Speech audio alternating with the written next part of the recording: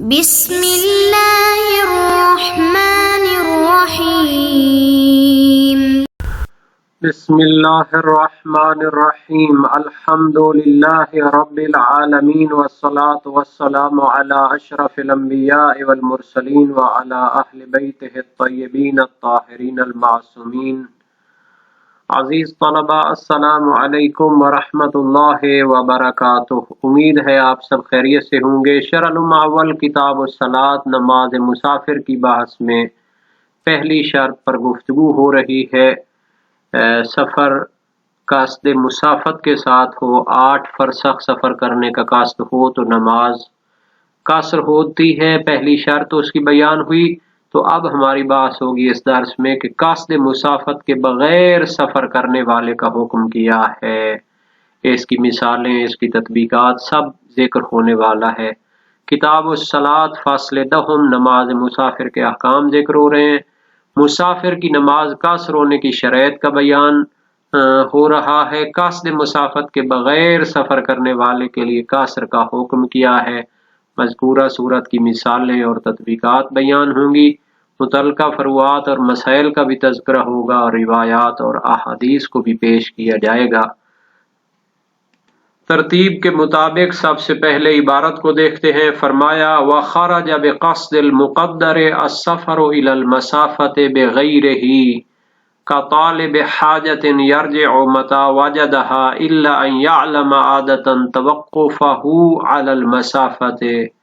وَفِي إِلْحَاقِ الظَّنِّ الْقَوِيِّ بِهِ وَجْهٌ قَوِيٌّ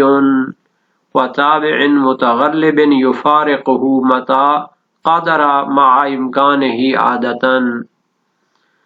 وَخَرَجَ بِقَصْدِ الْمُقَدَّرِ، پہلی شرط یہ تھی کہ مسافت شرعی کو طے کرنے اور 8 فرسخ سفر کرنے کا قصد رکھتا ہو تو شرعی مقدار کے قصد رکھنے کی شرط سے خارج ہو گیا السفر الی المسافۃ بغیرہ، کہ اگر وہ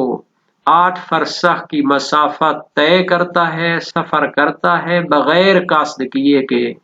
تو پھر اس کی نماز قصر نہیں ہوگی۔ اس کی مثالیں کیا ہیں کہ ایک بندہ 8 فرسخ سفر کر رہا ہے اور حد شرعی جو ہے نا جی اس کو وہ طے بھی کر رہا ہے لیکن اس کا قصد نہیں ہوتا، ایسا انسان کیسے وہ اتنا بڑا سفر کر سکتا ہے؟ مثالیں موجود ہیں۔ فرماتے ہیں کہ طالب حاجت یرجع متی وجدہا، ایک شخص اپنی ضرورت کے لیے وہ سفر کر رہا ہے اور اس کو معلوم نہیں ہے کہ کہاں میری ضرورت پوری ہو جائے۔ یرجع متی وجدہا، اس کی نیت یہ ہے کہ جہاں مجھے جو ہے وہ میری حاجت پوری ہو جاتی ہے وہیں سے واپس لوٹ آئے گا۔ ایک شخص نے کسی سے قرضہ لینا ہے اور جس سے قرضہ لینا ہے وہ کیا ہے، مثلا سفر کر رہا ہے، ادھر ادھر بھاگ رہا ہے، یہ اس کو پکڑنے کی کوشش کر رہا ہے۔ تو اب جناب علی اس کو پتہ تو نہیں ہے کہ وہ کہاں ملے گا مجھے، جہاں بھی مل جائے وہیں سے اس نے واپس آنا ہے۔ تو کہتے ہیں اسی طرح اور بھی اس کی مثالیں ہو سکتی ہیں۔ کسی ڈاکٹر کی تلاش میں ہے کہ کوئی اچھا ڈاکٹر جہاں بھی مجھے مل جاتا ہے مشورہ کرتا جاؤں گا، جہاں علاج ہو گیا اور اچھا ڈاکٹر مجھے مل گیا واپس آ جاؤں۔ وکیل کی تلاش میں ہے اور بہت ساری حاجات اور انسان کی ضروریات ہوتی ہیں جن میں وہ پھر تردد کے ساتھ سفر کرتا ہے کہ جہاں بھی وہ میرا مسئلہ حل ہو جاتا ہے تو میں واپس لوٹ آؤں گا۔ الا ان يعلم عادۃ توقفہ علی المسافۃ، مگر یہ کہ عموماً اس کو معلوم ہو کہ اس ضرورت کو پورا کرنے کے لیے اسے مسافت جتنا سفر تو کرنا پڑے گا۔ پرانے دور میں جیسے چل پھر کے مشورہ کر کے کرتے تھے، آج کل تو فون آ گئے ہیں، جدید وسائل ہیں، انٹرنیٹ کا دور ہے، تو وہ پہلے ہی ضرب تقسیم انسان کر لیتا ہے، رابطہ کر لیتا ہے۔ پرانے دور میں یہ ہوتا تھا کہ وہ پھر سفر کرتے تھے، مختلف جگہوں پہ جا کے مشورہ کرتے تھے اور اس طرح ان کا ایک سفر ہوتا تھا۔ تو بہرحال آج کل بھی اس طرح کے بعض مواقع پیدا ہو سکتے ہیں۔ تو جناب علی اگر انسان بغیر قصد کے سفر کرے اور اس کی نیت یہ کہ جہاں میری مشکل جو ہے نا حل ہو جاتی ہے، مسئلہ حل ہو جاتا ہے، میں واپس آ جاؤں گا، تو پھر اس کا سفر لا سفر ہے، اس سے نماز کا اثر نہیں ہوگی، مگر یہ کہ اس کو عموماً معلوم علم و یقین ہو کہ جناب علی 8 فرسخ تو مجھے سفر کرنا پڑے گا، اگر علم و یقین ہو تو پھر اس کو نماز کا اثر کرنی پڑے گی۔ وَفِي إِلْحَاقِ الظَّنِّ الْقَوِيِّ بِهِ، ایک مرتبہ تو اس کو علم و یقین ہوتا ہے کہ مجھے مسافت طے کرنی پڑے گی، تو بھی اس کو پھر نماز کا اثر کرنی پڑے گی۔ اور کہتے ہیں کہ آیا علم و یقین کے ساتھ گمان قوی، پختہ گمان اس کو ہے کہ مسافت جتنا سفر کرنا پڑے گا تب جا کے یہ اس کی مشکل حل ہوگی، تو اس ظن و گمان کو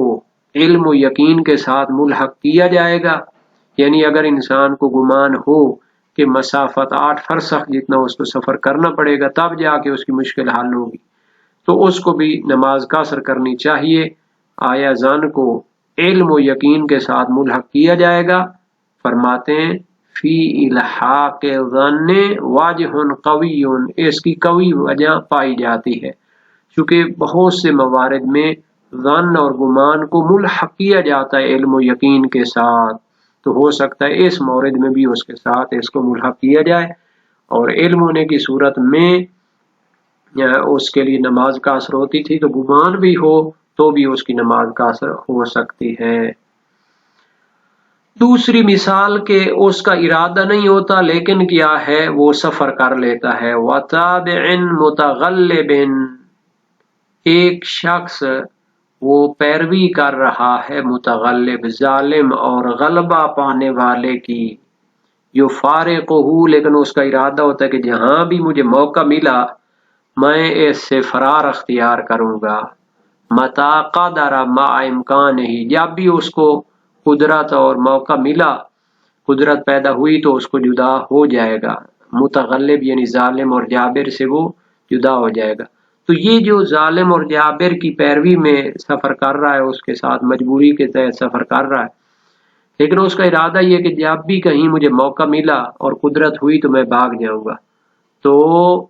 یہ جو اس ظالم کے ساتھ مجبوری کے تحت سفر کر رہا ہے، ارادہ یہ کہ جب بھی موقع ملے فرار کروں گا،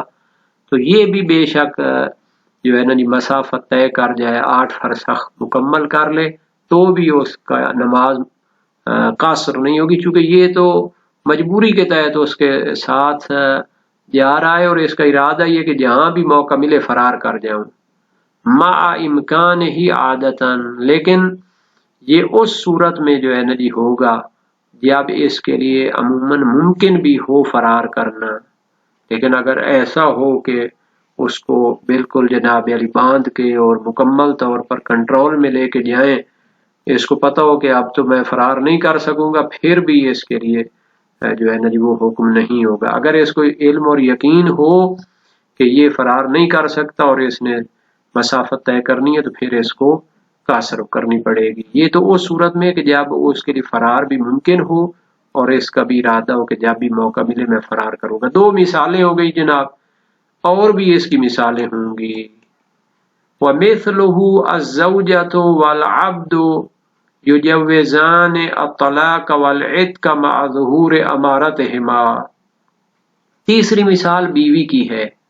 اسی طرح بیوی جو یہ سمجھتی ہے کہ شوہر صاحب مجھے طلاق دے دیں گے، یہاں بھی جو ہے نا جی مثلا میں اس کے ساتھ سفر تو کر رہی ہوں، لیکن حالات ایسے بنے ہوئے ہیں کہ اس نے مجھے طلاق دینی اور میں نے پھر کیا ہے اس کے ساتھ نہیں رہنا۔ مع ظہور امارتہما، اگر اس کی علامات ظاہر ہوں، یعنی یہ زوجہ بھی مثلا اس کا مزاج ایسا ہے کہ وہ بھی اس کو مسلسل تنگ کر رہی ہے، اس کو کہتے ہیں ناشزہ، نافرمان ہے، تو اب جناب علی یہ کیا ہے، اس کو بھی پتہ چل چکا ہے کہ اب اینڈ پہ پہنچا ہوا ہے معاملہ، اور اگر اس کو پتہ ہو کہ اب یہ مجھے طلاق دینے والا ہے اور یہ اس کے ساتھ سفر کر رہی، بطور مجبوری کہہ سکتے ہیں کہ جب تک یہ طلاق نہیں دے رہا ہے اس کے ساتھ چلنا ہی پڑتا ہے، تو یہ پھر جو شوہر کے ساتھ سفر کر رہی ہے یہ بھی قصد کے بغیر سفر کر رہی ہے، اس کا ارادہ بھی یہ ہے کہ جو ہی مجھے طلاق ملے تو میں کیا کروں گی، اس کو چھوڑ دوں گی اور پھر واپس لوٹوں گی، تو اس کا قصد نہیں ہے۔ یہ تیسری مثال ہو گئی، قصد مسافت کے بغیر یہ سفر کر رہی ہے اپنے شوہر کے ساتھ، اور اس کو پتا ہے کہ یہ مجھے طلاق دینے والا ہے اور اس کی نشانیاں بھی ظاہر ہو چکی ہیں۔ ایک یہ تیسری مثال ہوگی۔ چوتھی مثال، العبد غلام ہے، یجوز العتق، وہ کیا ہے، دیکھتا ہے کہ جناب مالک جو ہے، میرا مالک، وہ مجھے آزاد کرنے والا ہے، اور یہ بھی سمجھتا کہ جو ہی وہ مجھے آزاد کرے گا تو میں کیا کروں گا، پھر جدا ہو جاؤں گا اور سفر میں نے نہیں کرنا۔ مع ظہور امارتہما، جب اس کی آزادی کی نشانی ظاہر ہو اور یہ دیکھ رہا ہو کہ جناب مالک صاحب بھی اینڈ پہ آئے ہوئے ہیں اور جناب وہ مجھے آزاد کرنے والے ہیں، اور یہ بھی ارادہ رکھتا ہے کہ یہ مجھے یہ چھوڑے تو میں کیا کروں گا، پھر اس کے ساتھ نہیں چلوں گا۔ اچھا، عبارت میں کچھ ضمیریں ہیں، ان کو بھی چیک کر لینا چاہیے، حالانکہ ضمیروں کی طرف ہم اتنی توجہ نہیں کرتے، لیکن بہرحال ضمیریں بھی ضروری ہوتی ہیں۔ وَمِثْلُهُ الزَّوْجَةُ وَالْعَبْدُ، اسی طرح بیوی اور غلام ہیں، یجوزان طلاق والعتق، یہ دونوں تجویز کرتے ہیں کہ مجھے طلاق ملنے والی ہے اور مجھے جناب علی آزادی ملنے والی ہے۔ یجوزان تثنیہ کا صیغہ ہے، تو اس میں بیوی کی طرف بھی لوٹ رہی ہے اور عبد کی طرف بھی لوٹ رہی ہے، یہ دونوں تجویز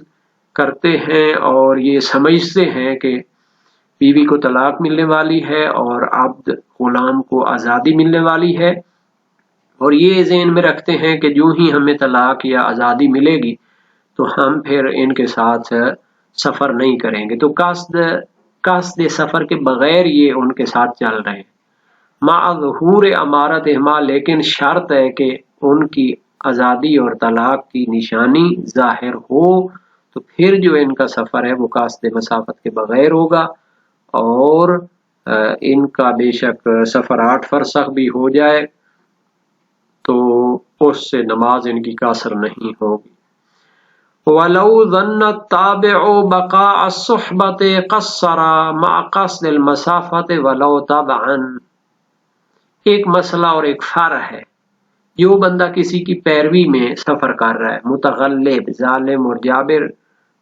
کی جو ہے نا پیروی کر رہا ہے، یا بیوی ہے یا غلام ہے، اپنے مولا اور اپنے شوہر کی پیروی میں سفر کر رہے ہیں، اگر ان کو گمان ہو بقاء الصحبت، کہ جناب علی 8 فرسخ تک تو یہ ہمارا جی چھوڑنے والے نہیں ہیں، صحبت، اور ساتھ باقی رہے گا مسافت کی حد تک، قصر مع قصد المسافت، تو یہ کیا کریں گے، تابع کی طرف ضمیر لوٹ رہی ہے، قصر نہیں قصر، تقصیر کریں گے، نماز آدھی پڑھیں گے مع قصد المسافت،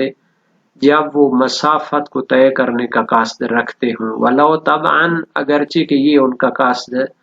اتباع میں ہو، ظالم کی اتباع میں ہو، بیوی کا شوہر کی اتباع میں ہو، غلام کا اپنے مولا اور آقا کی اتباع میں ہو۔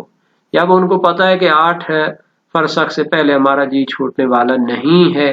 تو پھر ان کو کیا ہے، نماز قاصر کرنی چاہیے، چونکہ ان کا قصد ولو بالتابع، یعنی اس کی پیروی میں موجود ہے کہ 8 فرسخ تو کرنے ہیں۔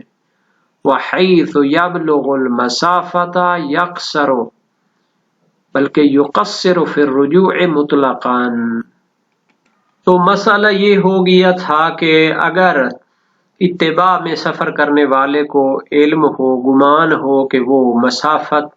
جتنا تو سفر کرے گا تو اس کو قاصر کرنے پڑے گا،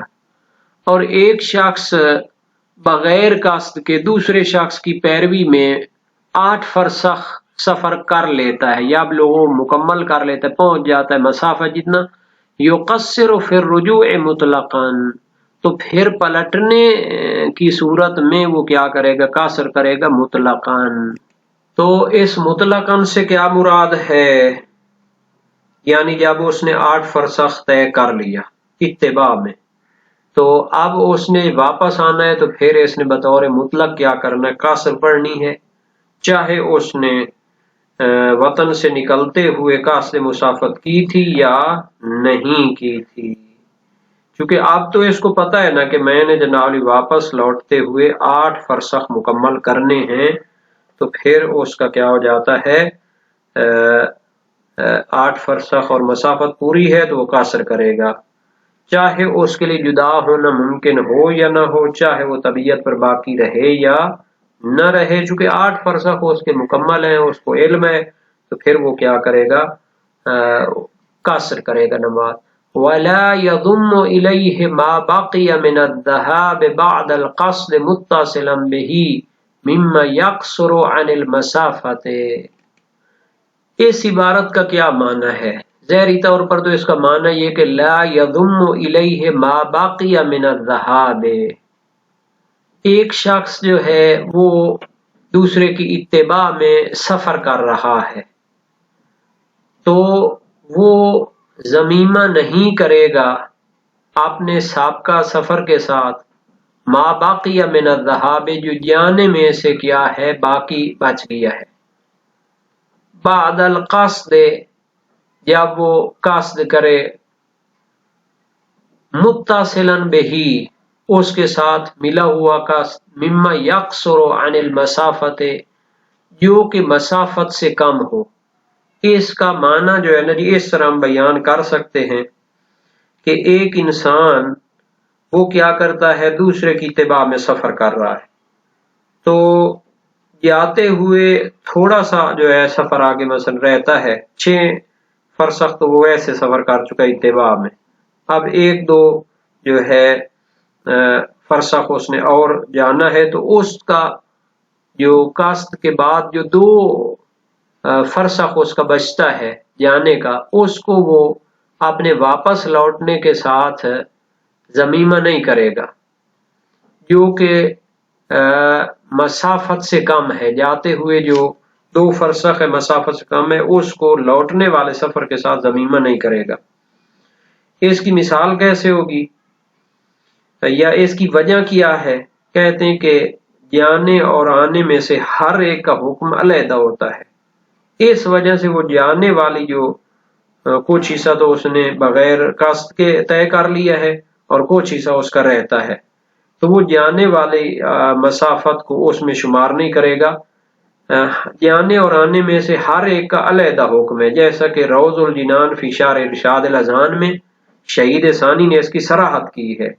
حالانکہ یہ مسئلہ جو ہے قابل غور ہے، چونکہ مثلا معیار تو یہی ہے کہ مسافت کا قصد ہونا چاہیے، اس میں تفصیل تو نہیں دی گئی کہ جناب علی جانے کو علیحدہ شمار کریں اور آنے کو علیحدہ شمار کریں. فرض یہ ہے کہ اگر بقیہ جانا اور واپس لوٹنا ملا کر کیا ہو جائیں، مسافت بن جائے، تو اس کو ضمیمہ کرنا چاہیے. مگر یہ کہا جائے کہ عدم ضمیمہ، چونکہ قصد مسافت فعلاً ہونی چاہیے اور وہ جناب علی جاتے ہوئے وہ متحقق نہیں ہو سکتی، تو یہ محل بحث سے خارج ہے. تو یہ ایک طویل اس کی گئی ہے. صحیح جو مطلب ہے وہ وہی ہے کہ اس مسئلے میں کچھ غموض پایا جاتا ہے.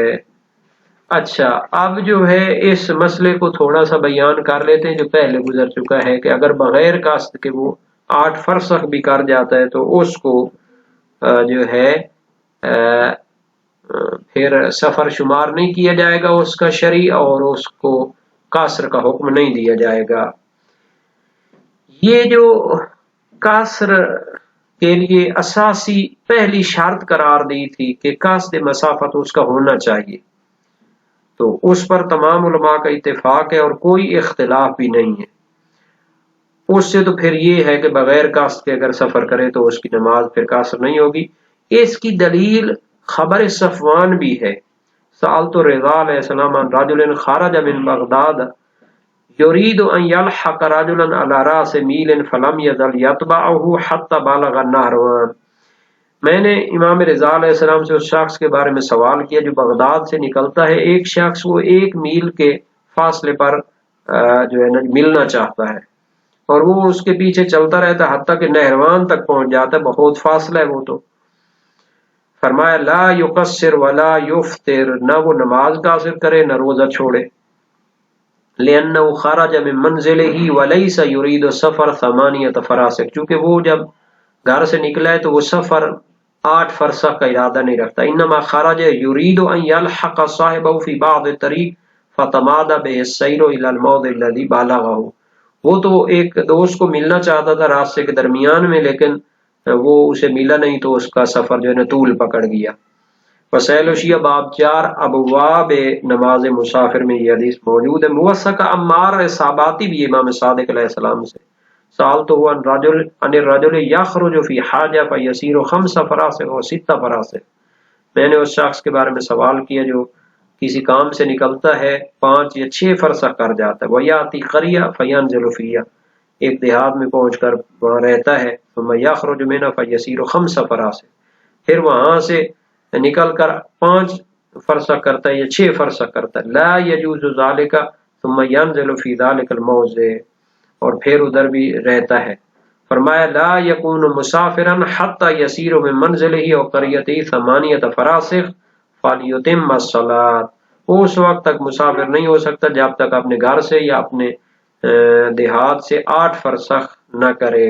اگر اس کے بغیر ہو تو پھر وہ نماز پوری پڑے گا۔ تو بہرحال یہ اس کی دلیل ہے، اور